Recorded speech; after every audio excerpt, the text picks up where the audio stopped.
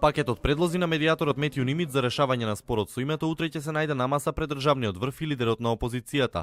На координативната средба премиерот Зоран Заев ќе се обиде да постигне државен консензус со претседателот Ѓорѓе Иванов, лидерот на ВМРО ДПМН Христијан Мицковски и лидерот на ДУИ Али Ахмети околу најновиот предлог на Нимиц во пресрет на неговото доаѓање во регионот. Заев ќе рапортира и за средбата со неговиот грчки колега Алексис Ципрас, како и за исходот од неа.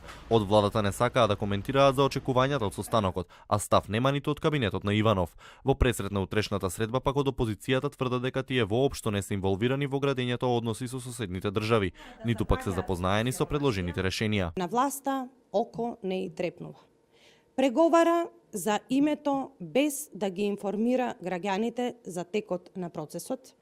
Склучува договор со Бугарија кој има сериозни недостатоци и може да биде подобар и гласа за двојазичност, за закон за двојазичност, кој што е во спротивност со Уставот и не е од полза на граѓаните. За разлика од опозицијата, владиниот партнер ДУИ очекува средбата да ја исполни целта и да придонесе за градење политичко-општествен консензус за реализација на евроатлантските интеграции на земјава.